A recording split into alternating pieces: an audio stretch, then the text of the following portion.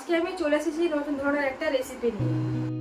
অনেকে অনেক ধরনের এই রেসিপিটি তৈরি করে থাকে, কিন্তু আমি আপনাদেরকে খুব সহজে এবং ঘরোয়া উপকরণ দিয়ে এই রেসিপিটি তৈরি করে দেখাবো।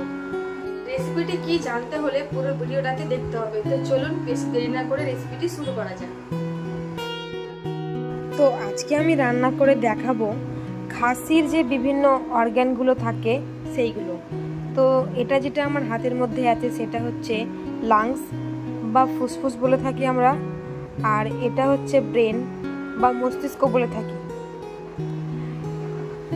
এটা হলো লিভার বা যকৃৎ।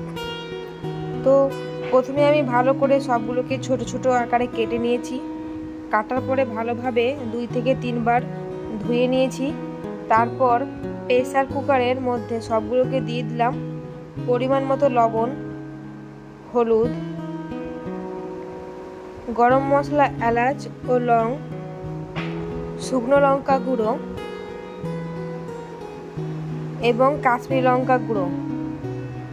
পরিমাণ মতো জল দিয়ে ভালোভাবে নাড়াচাড়া করে নেব।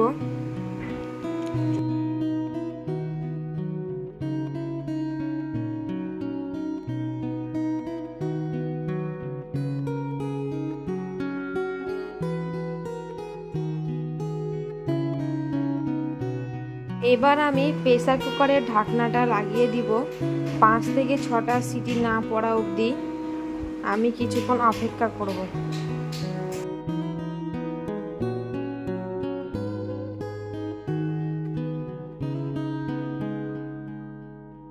ঢাকনাটা খুলে নিয়েছি। আমি কিন্তু 70% সেদ্ধ করে নিয়েছি, সম্পূর্ণ সেদ্ধ করব না, বাকিটা কিন্তু রান্না করতে করতে সেদ্ধ হয়ে যাবে।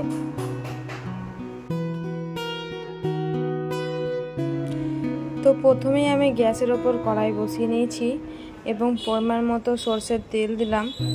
একটা শুকনো লঙ্কা, একটা তেজপাতা, গোটা জিরে দিয়ে ভালোভাবে ফোড়নটাকে ভেজে নিব।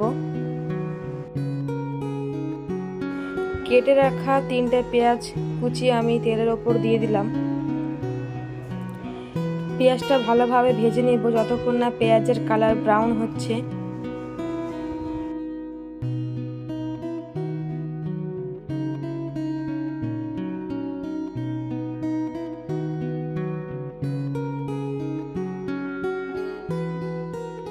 পেঁয়াজের কালারটা কিন্তু এবার খুব সুন্দরভাবে ব্রাউন হয়ে গিয়েছে। এরপরে করে রাখা কাঁচা লঙ্কা, আদা, রসুনের পেস্টটা আমি দিয়ে দিব এবং জিরে গুঁড়ো, ধনে গুঁড়ো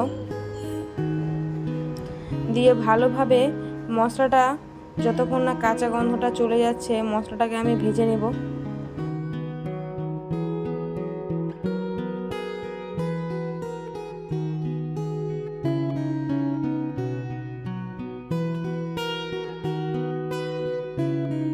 মশলাটার এবার কাঁচা গন্ধটা কিন্তু চলে গিয়েছে।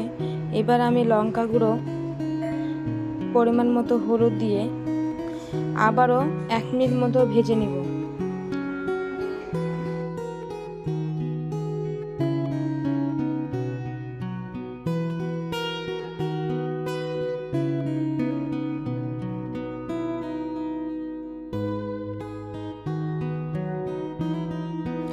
আগে থেকে সিদ্ধ করে রাখা খাসির অর্গানগুলো এবার আমি মশলার ওপরে দিয়ে দিলাম।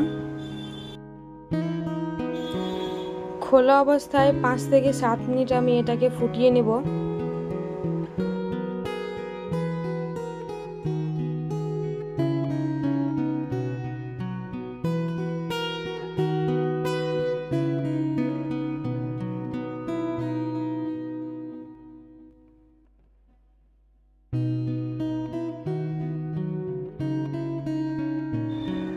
আমি আবারও হালকা পরিমাণে লবণ ব্যবহার করলাম। আপনারা নিজেদের পরিমাণ মতো লবণটা রাখবেন।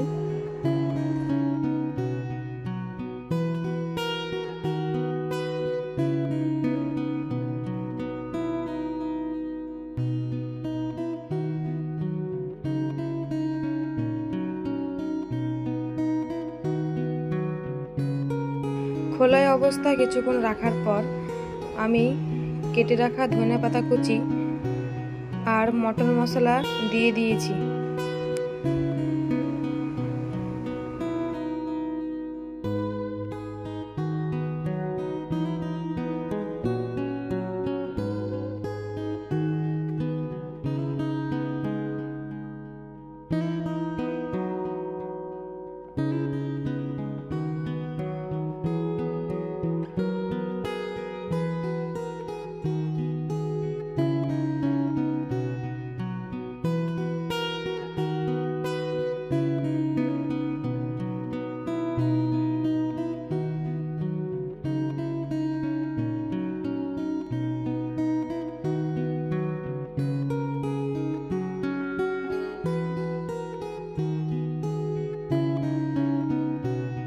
রেসিপিটি যদি ভালো লাগে থাকে তাহলে অবশ্যই একটা লাইক, কমেন্ট, শেয়ার আর আমার চ্যানেলকে সাবস্ক্রাইব করে দিবেন।